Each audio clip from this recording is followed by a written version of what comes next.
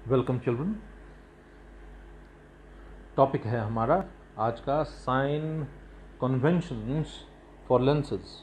The sign conventions for lenses, ये हमारा आज का टॉपिक है।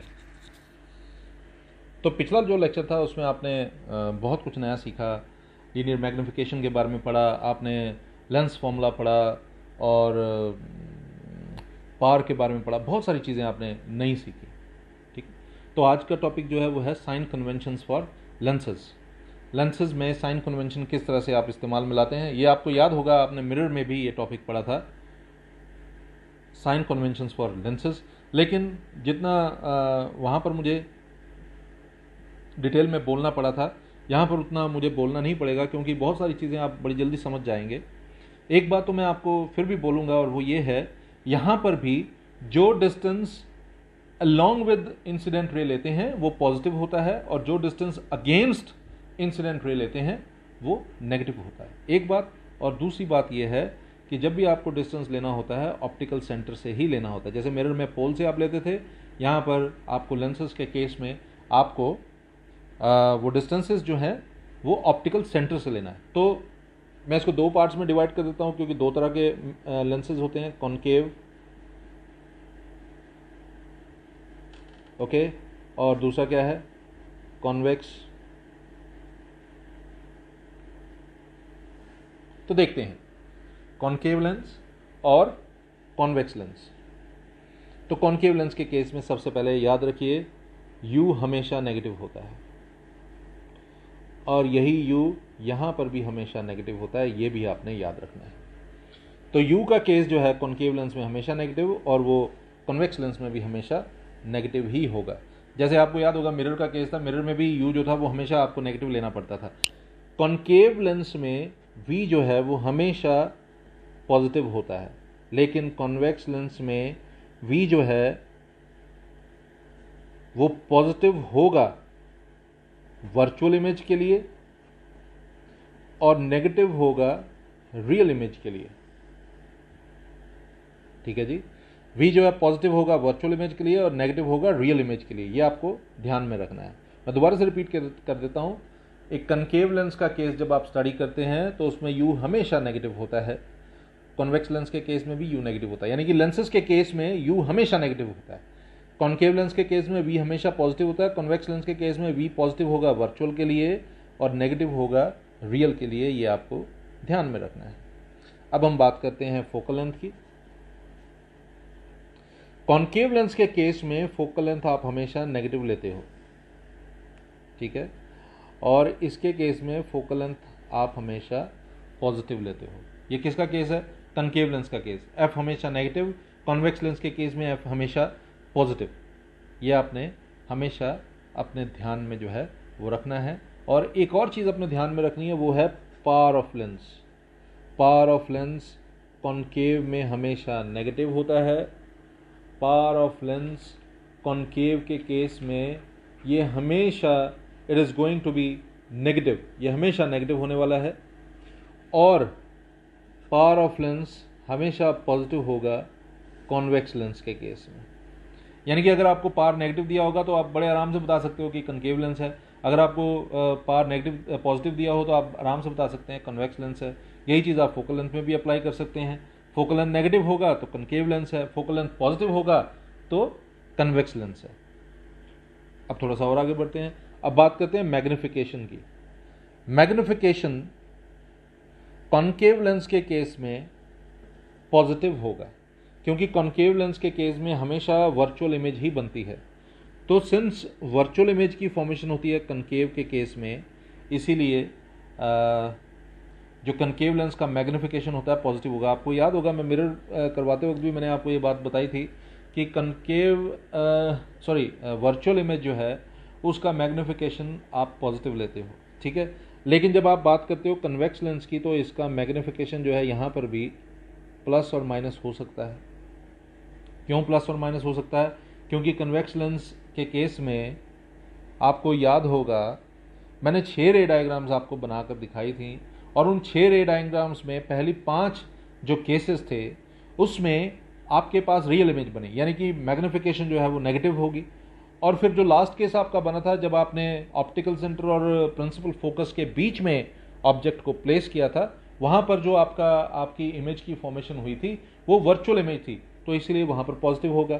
तो जहां पर रियल होगा वहां पर नेगेटिव, जहां पर वर्चुअल होगा वहां पर पॉजिटिव। ये कंसेप्ट है। तो ये इस तरह से मैग्निफिकेशन आप प्लस और माइनस दोनों ही जो है वो ले सकते हैं। तो अभी अभी आपने क्या पढ़ा? आपने पढ़ा कनकेव लेंस के बारे में। कनकेव लेंस में यू हमेशा negative, V positive, F negative, P negative, M positive. लेकिन कन्वेक्स लेंस में यू हमेशा नेगेटिव, वी पॉजिटिव भी हो सकता है, नेगेटिव भी हो सकता है। पॉजिटिव कब होगा? वर्चुअल के केस में। नेगेटिव कब होगा? रियल के केस में।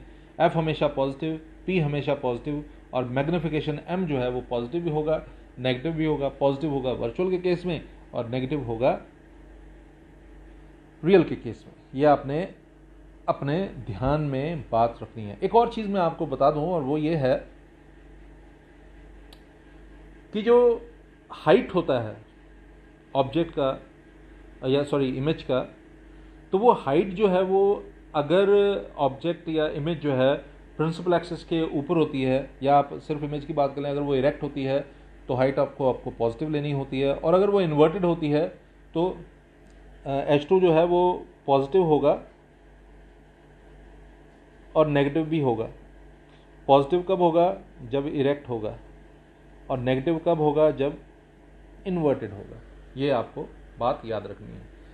जो H2 की वैल्यू है, H2 यानी कि हाइट ऑफ इमेज, वो पॉजिटिव होगा अगर वो इरेक्ट है, वो नेगेटिव होगा अगर इन्वर्टेड है।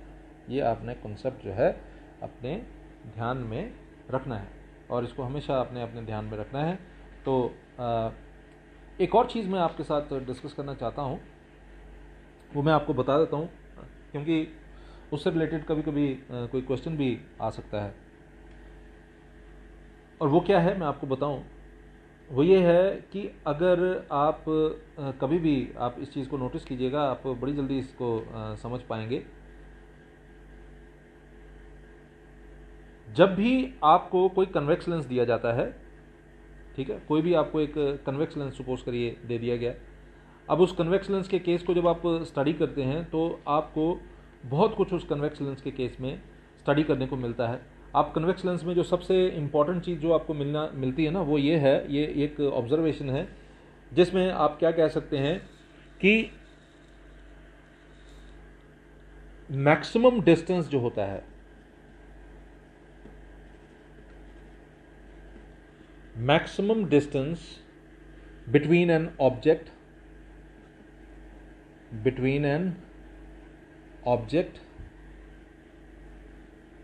एंड इमेज, जो मैक्सिमम डिस्टेंस होता है एक ऑब्जेक्ट और एक इमेज के बीच में, वो 4f होता है। देखिए कैसे, आप सपोज करिए, मैं एक ही एग्जांपल आपको देता हूँ। देखिए ऑप्टिकल सेंटर ये है, ये प्रिंसिपल फोकस है, ये 2f है, ये प्रिंसिपल फोकस है, ये 2f है। आपने ऑब्जेक्ट यहाँ पर रख दिया तो इमेज की फॉर्मेशन यहाँ पर हुई। तो देखिए ये है, आपको पता है ये स्मॉल f है, मैंने आपको बताया ये भी स्मॉल f है, और मैंने आपको बताया ये सारे डिस्टेंसेस बराबर होते हैं, मतलब ये भी f होगा, फिर ये भी f के बराबर होगा, ये भी f के बराबर होगा, और ये भी f के बराबर होगा। ये सारे डिस्टेंसेस बराबर है। ये ऑब्जेक्ट है और ये इमेज है, तो कितने f हैं यहाँ पर? 1 2 3 4, तो 4f हो गया।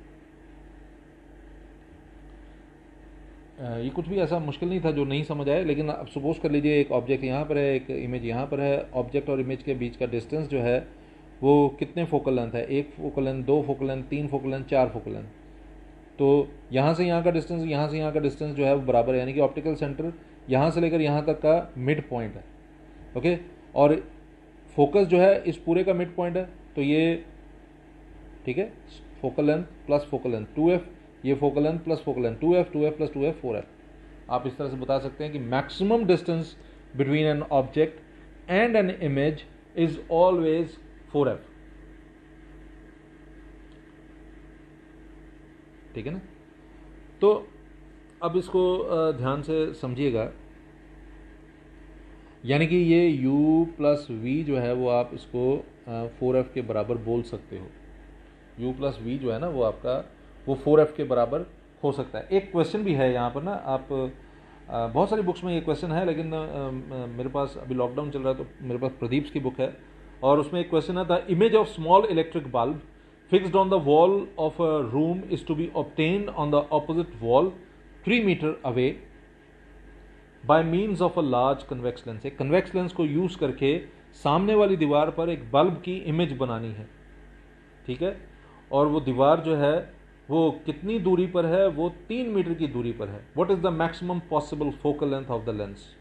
मैक्सिमम पॉसिबल फोकल लेंथ आपको निकालना है। तो मैंने आपको बताया जो टोटल डिस्टेंस होता है ऑब्जेक्ट और इमेज का वो 4f के बराबर होता है ना। तो लेकिन उसने बोला कि u प्लस v तो वो 3 मीटर है, यानी कि 4f आपका हो जाएगा 3 मीटर के बराबर। Okay, what does that mean? That means f is equal to 3/4, and what does that mean? That means 3/4 is equal to 0.75 metre. ये वैसे ही मैं आपको एक जानकारी दे रहा था, ये मेरे दिमाग में अचानक एक बात आई तो मैंने कहा चलो ये भी आपके साथ शेयर कर लूँ, ये भी आपके काम आएगा। कभी अगर कोई क्वेश्चन इस तरह का आ गया तो आप ज़रूर उससे फ़ायदा उठा पाएंगे। डेफिनेटली ये भी चीज़ आपको पता होनी चाहिए थी। खैर, मुझे पूरी उम्मीद है कि आज का टॉपिक आपको बड़े अच्छे से समझ आया होगा। मैंने आज आपको साइन कन्वेंशंस फॉर लेंसेज बताया, कनकेव लेंस के बारे में, कन्वेक्स लेंस के बारे में, और फिर मैंने आपको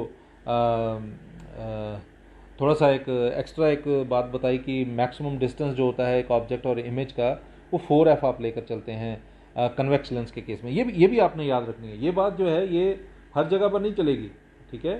ये this is the maximum distance between an object and image in case of a convex lens. It is for convex lens. Okay, ये भी आप याद रखिएगा। ये जो बात मैंने बताई है ये कॉन्वेक्स लेंस के केस में ऐसा होता है, ठीक है।